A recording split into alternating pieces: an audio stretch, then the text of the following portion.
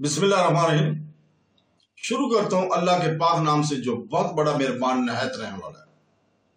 اللہ تعالیٰ کے فضل و کرم سے آج ہم بیان نمبر 20 کو شروع کریں اور اس میں بیان کریں گے کہ اللہ تعالیٰ کی مساجد کی دیکھ بھال کا حق کس کو ہے۔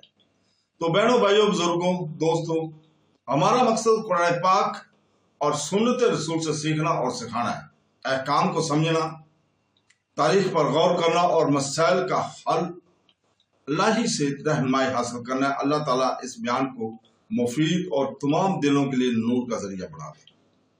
مساجد زمین پر اللہ تعالیٰ کے گھر ہیں اور امت مسلمانوں کے لیے عبادت، سیکھنے اور اتحاد کے مراکز ہیں۔ قرآن پاک اور سنت رسول صرف مساجد کی تعمیر کی اہمیت پر زور دیتے ہیں بلکہ ان کی دیکھ بھال کی ذمہ داری پر بھی زور دیتے ہیں۔ تاہم ہر ایک کو اللہ تعالیٰ کی مساجد کی دیکھ بھال کا حق نہیں ہے۔ یہ عذاب ان لوگوں کے لیے مخصوص ہے جو حقیقی معنوں میں ان پر ایمان رکھتے ہیں اور اسلام کے اصولوں کو برقرار رکھتے ہیں۔ اللہ تعالیٰ قرآن میں واضح فرماتا ہے کہ اپنی مساجد کی دیکھ بھال کسی کی دنیاوی ذمہ داری نہیں ہے بلکہ ایک روحانی فریضہ ہے جو سچے مومنین کے سپرد ہے۔ سورہ توبہ کی آیت نمبر 18 میں اللہ تعالیٰ فرماتا ہے کہ اللہ کی مسجدوں کی عبادتگاری صرف وہی لوگ کرتے ہیں جو اللہ اور یوم آخرت پر ایمان رکھتے ہیں، نماز قائم کرتے ہیں، زکوٰۃ دیتے ہیں اور اللہ کے سوا کسی سے نہیں ڈرتے، یہی لوگ ہدایت یافتہ ہیں۔ اس آیت میں مساجد کی دیکھ بھال کا حق رکھنے والوں کی اہلیت کی وضاحت کی گئی ہے۔ اللہ اور یوم آخرت پر ایمان، نمبر 1۔ نمبر 2، نماز کا قیام۔ نمبر 3، زکوٰۃ کی ادائیگی۔ نمبر 4، صرف اللہ کا خوف۔ اس طرح مسجد کی دیکھ بھال صرف اس کے ڈھانچے کی صفائی یا مرمت کے بارے میں نہیں ہے بلکہ اس بات کو یقینی بنانا ہے کہ یہ عبادت، رہنمائی اور نیکی کے مرکز کے طور پر اپنے کردار کو پورا کرے۔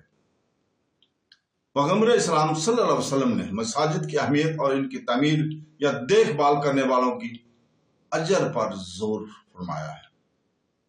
جس نے اللہ تعالیٰ کے لیے مسجد بنائی، اللہ اس کے لیے جنت میں گھر بنائے گا۔ صحیح بخاری حدیث نمبر 450 اور صحیح مسلم 533 نمبر میں یہ فرمایا گیا ہے۔ اس حدیث سے معلوم ہوتا ہے کہ خلوص نیت کے ساتھ مسجد بنانا اور اس کے دیکھ بھال کرنا بڑی نیکی کا کام ہے، تاہم اخلاص کلید ہے۔ اگر کوئی شہرت یا وقار کے لیے مسجد بناتا ہے یا اس کی دیکھ بھال کرتا ہے تو اللہ تعالیٰ کے نزدیک اس کی قدر اور قیمت ختم ہو جاتی ہے۔ ایک اور روایت ہے، سنن ابن ماجہ حدیث نمبر 757، مسجد کو صفائی ایک نیکی ہے۔ اس سے ظاہر ہوتا ہے کہ جھاڑو لگانا، گندگی کو ہٹانا یا مسجد کی پاکیزگی کو یقینی بنانا جیسے معمولی کام بھی اللہ تعالیٰ کے لیے خلوص نیت سے کیے جانے پر عبادت سمجھے جاتے ہیں۔ قرآن پاک ہمیں مسجد الدار کی کہانی کے ذریعے متنبہ کرتا ہے جسے منافقین نے مومنوں کو تقسیم کرنے اور فساد پھیلانے کے لیے بنایا تھا۔ اللہ تعالیٰ نے سورہ توبہ 107 میں فرمایا، اور وہ لوگ ہیں جنہوں نے اپنے لیے ایک مسجد بنا لی تاکہ نقصان اور کفر اور اہل ایمان میں تفرقہ ڈالا جائے، اور ضرور قسمیں کھائیں گے کہ ہم نے اس سے صرف بہتر ہی کیا کا ارادہ کیا تھا، اور اللہ گواہی دیتا ہے کہ وہ جھوٹے ہیں۔ رسول پاک صلی اللہ علیہ وسلم نے اللہ تعالیٰ کے حکم سے مسجد الدار کو مہدم کرنے کا حکم دیا۔ سنن ابی داؤد حدیث نمبر 453 میں یہ واقعہ سکھاتا ہے کہ ہر کسی کو مسجد قائم کرنے یا اس کی دیکھ بھال کا حق نہیں ہے، خاص طور پر وہ لوگ جن کے ارادے منافقت، تقسیم یا مسلم کمیونٹی کو نقصان پہنچانے پر مبنی ہیں۔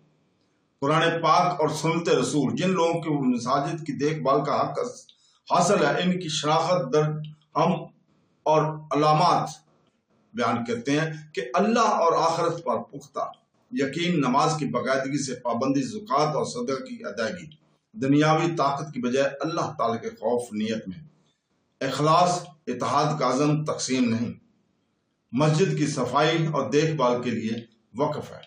نبی کریم صلی اللہ علیہ وسلم نے صحیح مسلم حدیث نمبر 671 میں فرمایا کہ اللہ کے نزدیک سب سے پسندیدہ جگہ مسجدیں ہیں اور اللہ کے نزدیک سب سے زیادہ ناپسندیدہ جگہ بازار ہیں۔ اس سے ظاہر ہوتا ہے کہ مساجد کے خالص عبادت گاہیں رہیں اور انہیں تنازعات، سیاست یا دنیاوی فخر کی جگہوں میں تبدیل نہ کیا جائے۔ عملی طور پر مساجد کی دیکھ بھال میں صرف جسمانی دیکھ بھال سے زیادہ شامل اس میں ہے کہ مسجد کی حرمت کا تحفظ اس بات کو یقینی بناتا ہے کہ اسے صرف عبادت اور فائدہ مند کاموں کے لیے استعمال کیا جائے۔ دینی تعلیم، قرآن پاک کی تلاوت اور علمی اجتماعات کی حمایت کمیونٹی کو نماز میں شرکت اور متحد رہنے کی ترغیب دیتا ہے۔ مسجد کے زیر قیادت خیراتی اقدام کے ذریعے غریبوں اور ضرورت مندوں کی خدمت کرتا ہے۔ یہ مدینہ منورہ میں مسجد نبوی کے نمونے کی عکاسی کرتا ہے جو عبادت، سیکھنے، سماجی حمایت اور کمیونٹی کی قیادت کا مرکز تھی۔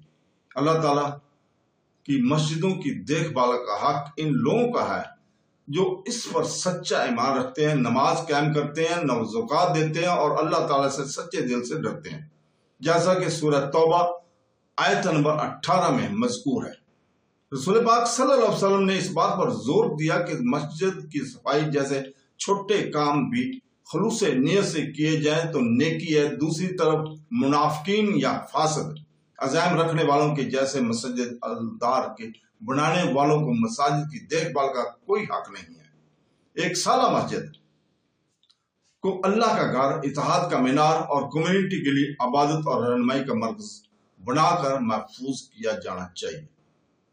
ہم آج کی گفتگو کا اختتام اپنی اس عاجزانہ دعا کے ساتھ کرتے ہیں۔ اے اللہ تعالیٰ، ہمارے دلوں کو پاک فرما، ہمارے اعمال کو قبول فرما، ہمارے گناہوں کو معاف فرما اور ہمیں اپنے شکر گزار بندوں میں شامل فرما۔ ہمارے وقت، ہمارے اہل و عیال اور ہمارے ایمان میں برکت عطا فرما اور ہمیں قیامت کے دن اپنی رحمت کے سائے میں جمع فرما۔ آمین ثم آمین۔ اللہ حافظ۔